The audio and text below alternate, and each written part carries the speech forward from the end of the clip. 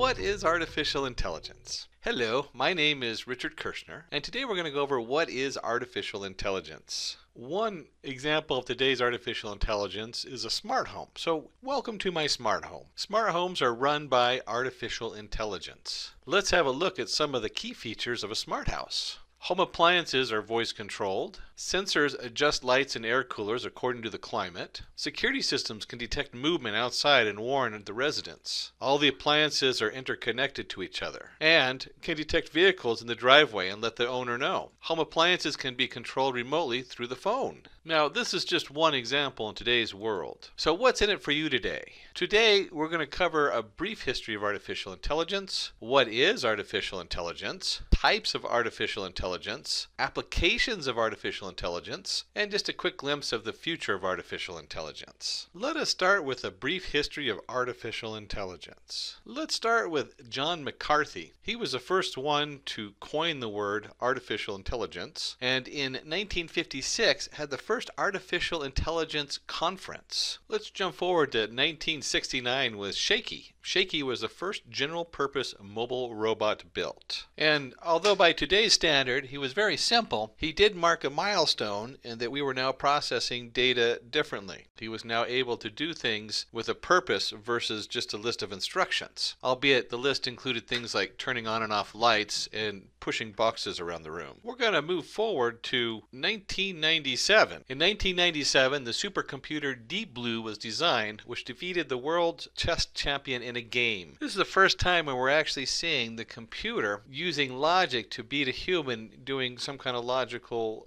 in this case, a game. So it was a huge milestone by IBM to create this large computer that was able to do that in a timely fashion. Let's jump up to 2002 when we have our first commercially successful robotic vacuum cleaner. Nowadays you can go down to the Target and buy one, but back in 2002 that was the first model that was put out. And finally, 2005 to 2018 today, in the last more than a decade, we have speech recognition, RPA, dancing robots, smart homes, and many more to come. What I want you to notice about this brief history of artificial intelligence is the compression of time. In 1956, it was just an idea, and more than 10 years later, we have our Shaky, the first one who's able to flip light switches. And then we go all the way to 97, where we have Deep Blue, and there's a lot of little steps between 69 and 97, but it's actually able to take on a human in chess and beat them regularly. Now, they did have a lot of ties, so don't think that it won every game. And then we go only 4 years later, we have our first commercially successful robotic vacuum cleaner. And as we go from 2005 to 2018, we go from simple speech recognition to very complicated, able to really register with your Google Voice and your Siri. We have our RPA, we have dancing robots, smart homes, and many more things that are just coming out almost monthly in the world of artificial intelligence. So what is artificial intelligence? AI is a form of computer science used to create intelligent machines that can recognize human speech, objects, can learn, plan, and solve problems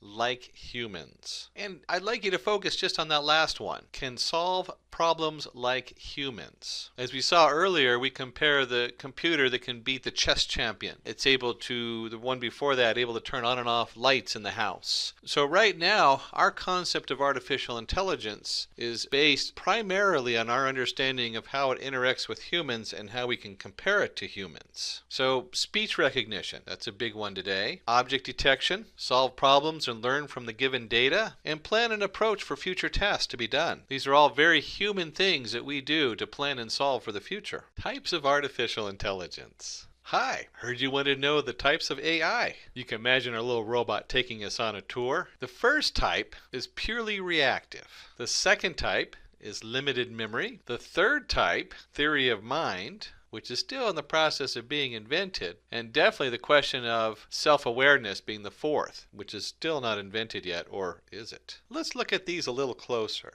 Here we have our purely reactive. He does not have any past memory or data to work with. He takes actions, reacts based on what he sees. Okay, it's not that tough. Observes every move. You can see we have a nice game of chess going on here. And wins. takes the best possible decision. Purely reactive machines specialize in one field of work only. In this case, we see a chess game where they figure out the best moves, calculating all the different moves. Maybe it's calculating the next one in a row in a linear regression model so you can figure out the best marketing. But they're very reactive. They don't have a lot of data. They just have what's in front of them to look at. Next, let's look at limited memory. Let's try to understand the limited memory setup. These machines use previous data and keep adding it to their memory. Suggest me a good restaurant. So maybe we're looking to go out for dinner tonight and we're not sure what we want to eat. I see you have been to KFC quite a lot in the past week. There is a KFC nearby. So it goes through the previous location data and where they ate prior and says, this is probably a good suggestion for you tonight. Thanks. It has enough memory or experience to make proper decisions, but the memory is very limited. This isn't trying to guess what a new location would be or anything like that. It just takes what it has in front of it and goes, okay, this is where you've been, this is what you liked, you gave it 2 thumbs up, 1 thumb down, whatever, and then it goes, from these suggestions, this is where I think you should go. Theory of mind. This kind of AI has the capacity to understand thoughts and emotions and interact socially. A machine based on this type is yet to be built. That human looks lonely. Hey human, you want to be my friend? Huh? Okay. Theory of mind is a thing of the future. Certainly we see a lot of the industry poking a little bit at this as it tries to guess how you feel about things. But most of that is still based on previous data. Yes, no, 2 thumbs up, 1 thumb down. Theory of mind would take it one step further in understanding the emotions behind it. And finally, as we get deep into the sci-fi futuristic, we have self-aware. Self-aware machines are future generation of machines. They will be super intelligent, sentient, and conscious. Like the Terminator, the good guy in the thing, or Ultron, or Vision from Avengers. For right now, these are mostly movie characters or cartoon characters, but we certainly are getting closer to seeing them in the real world. Hopefully they'll be of the type of the good guys and not the bad guys we see also in the artificial intelligence sci-fi movies. Applications of artificial intelligence. Let's take a look at some of today's commercial and business uses for the AI. We have banking, fraud detection from a large data consisting of fraudulent and non-fraudulent transactions. The AI learns to predict if a new transaction is fraud or not. Online customer support. Most of the customer support is now being automated by artificial intelligence. Cybersecurity. Using machine learning algorithms and a lot of sample data, AI can be used to detect anomalies, adapt, and respond to threats. Virtual assistants. Siri, Cortana, Alexa, and Google now use voice recognition to follow the user's commands. These are all wonderful examples of current AIs that are in the commercial and business world, and these ones in particular have matured over the last half a decade. For instance, very few large banks in today's world would not use banking for fraud detection or for deciding whether it's a good person to give a loan to or not based on their credit scores and where they're from and their income. Same thing with cybersecurity, detecting anomalies, or online customer support. Could you imagine in, say, HP, who has over 70,000 help pages across 17 different languages? Now they have to figure out how to do online customer support to cover new problems that come up and track them so they can build new pages.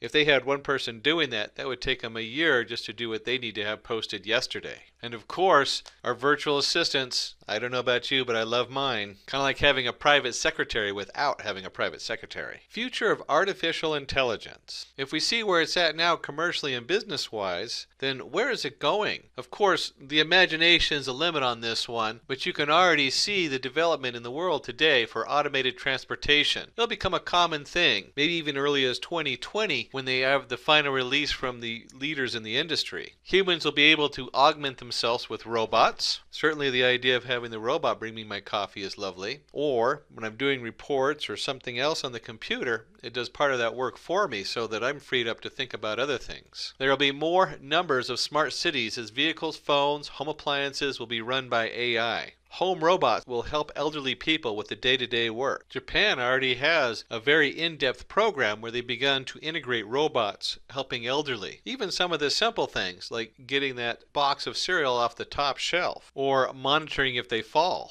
and need to contact the doctor or an emergency to show up. Robots will take over hazardous jobs like bomb defusing, welding, etc. For the future of artificial intelligence, you can see here a number of robotic uses that are already in development. People are already working on these and trying to bring them to us in a commercial and business fashion. Your own imagination can take this to the next level, or a simple Google search will show you some of the stuff that's out there now in addition to these. I hope you enjoyed our brief glimpse at artificial intelligence and what it is today. I want to thank you for joining us. Feel free to leave a comment down below and we'll try to answer those comments and follow up with you.